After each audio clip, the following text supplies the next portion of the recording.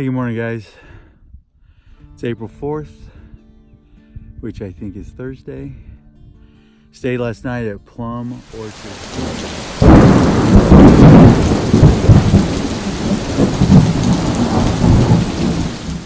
Pretty neat little camp area.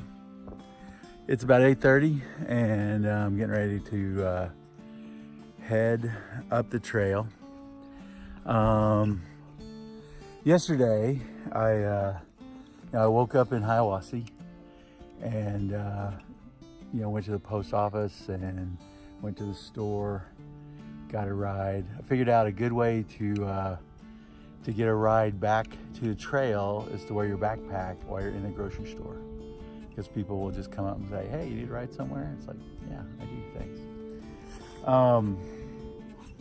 So yesterday was a rough day, man. I didn't have a long way to go. It's kind of what we call a Nero, because I was in town. I got back to the trail about noon, and I had 5 miles to go to Plum Orchard. And for whatever reason, man, I kind of cratered out there, and cratered hard enough that it kind of scared me.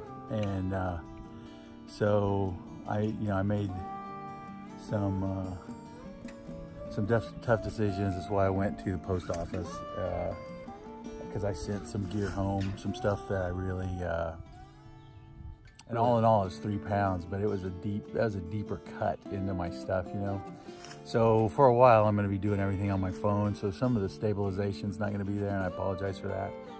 But for me to be successful, I've got to get through. There's kind of 4 early sections to get through to kind of actually get into it. So the first section I've done, that's to Dick Creek Gap, and I've said before, that's about 25% of the folks bail at that point. From here, I'm going into Franklin, which is 4 pretty good days out there. After Franklin, I go into Fontana Dam, and once you leave Fontana Dam, you're in the Smokies for 70 miles, and you're up high. You're living at about 5,000 feet every day, so it's a little colder. The weather's a little nastier. I don't think the hiking's any harder than what we've been doing. I think the conditions are tougher. So when I get past the Smokies, I think I'm at mile like 230 or something like that, and that is officially, if you get past that, you're kind of in the game, and only about 50% of the folks make it that far. Actually less than 50%, I think. So for me to get past that, I'm a third of the way there. I felt I had to do everything possible. So changing my diet around, changing how I'm doing my hydration. I'm a lot stricter on that. And changing kind of how I think about each day. So as I said a few days ago, it's kind of like my solo hike just really started kind of late. And I kind of struggled. If you think, I'm telling you, if you allow yourself to think past the next step, you'll start cratering, because you'll start doing math and you'll start realizing that what you're doing is not good enough, and you don't see how you're gonna get good enough. And that's really kind of it, isn't it? It's when you're giving it everything that you've got, and you do math to it, and you realize that everything you got is not going to make it happen, and that it's not good enough, and you start thinking, I'm doing this many miles a day, I feel this wrecked, and you extrapolate that out, and it's like, I'm not going to get to Katahdin that way, and I don't see how I can change that. And that's what I did yesterday, and I kind of crumbled. And so I thought about it a lot. And Isn't that kind of the real definition of faith? Is that you don't necessarily believe what you see. You just have faith. And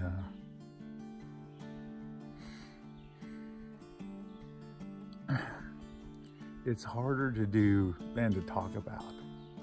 To walk up these hills, mountains that are literally kicking your ass, where you're playing little games to get to the next blaze, or playing games counting steps to the next tree, and you do that for hours and hours and hours. It's mentally taxing, but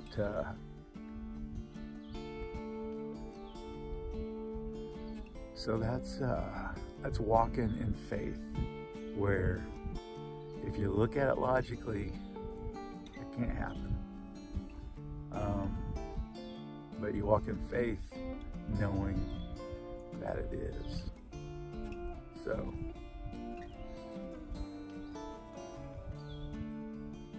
that's where we are today, and it's early in the morning.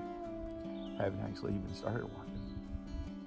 So hope you guys are doing good. Talk to you. Hey, good morning, guys.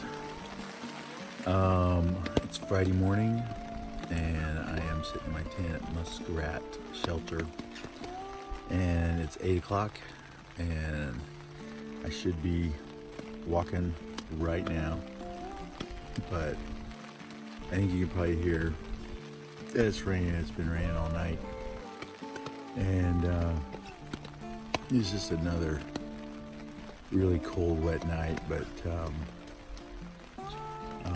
made a couple mistakes in setup that are costing me kind of dearly right now. I don't know if you can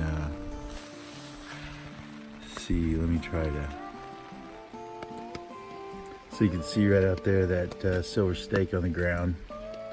That's the stake that holds the side of my rain fly out. And it pulled up in the middle of the night, and it allowed the fly to lay against the tent, which transferred some of the water in. That kind of pooled down here, so I've got some water standing, which in and of itself is no big deal. It's just that it got the footbed of my down quilt, and that is a big problem.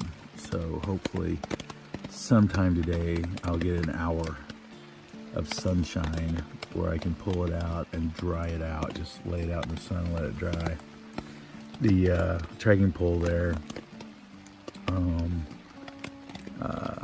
is kind of saving me right now, but I heard this thing flapping in the middle of the night, and if I had put that trekking pole up when I heard it,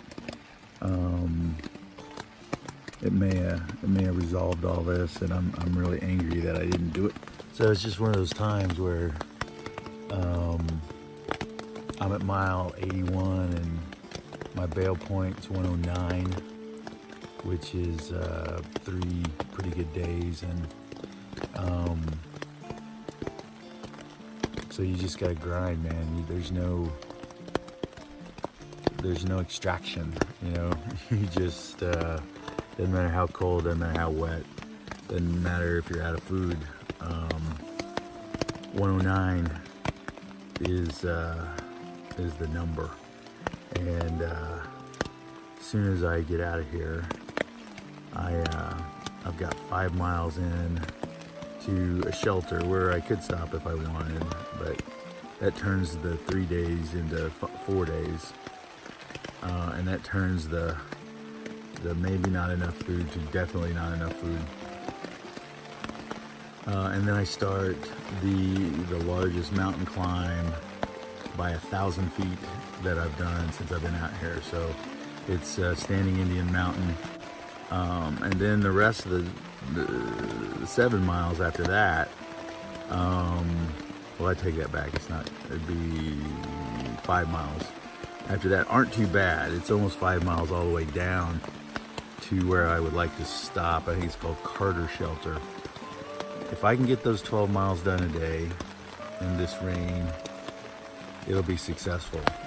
Hope you guys are doing good. Talk to you later. So another late start. And I always show pictures of view from my office, and I get comments about how beautiful it is and all that kind of stuff. So here you go. Here's a view from my office. It's about 10 o'clock in the morning, and I've heard about 4 different forecasts from about 4 different people. They all contain some kind of rain. Some people say it's going to rain solid for the next 3-4 days. Other people say it's going to warm up and it's going to be like thunder showers and stuff. I am opting for the thunder showers because I really need a couple hours of sun to dry some stuff out, or I'm gonna have a pretty crappy night. So I'm walking out of Deep Gap. Got about a mile to go up to Standing Indian Shelter.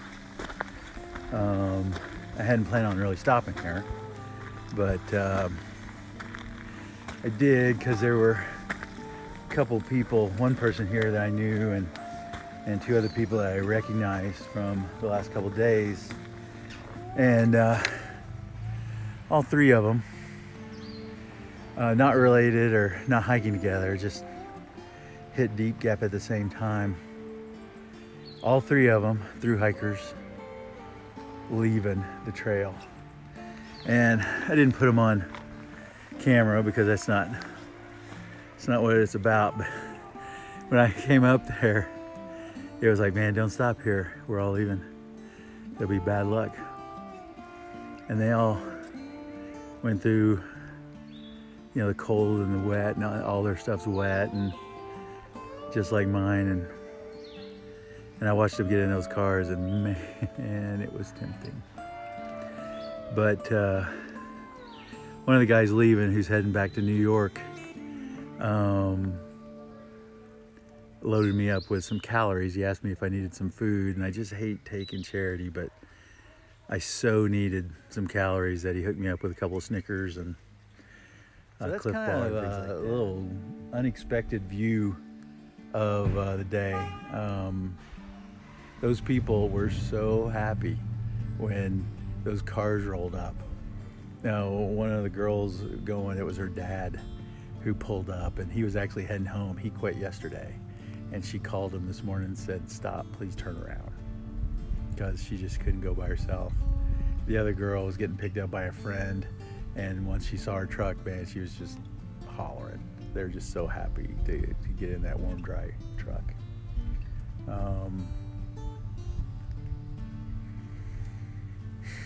So there you go. See you guys later.